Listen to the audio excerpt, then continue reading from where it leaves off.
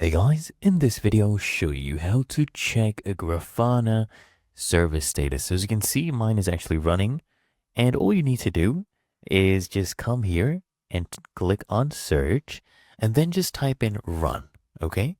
And then I want you to just open up this app, click here on open, or you could also press Windows plus R on your keyboard. It would open up the run dialog.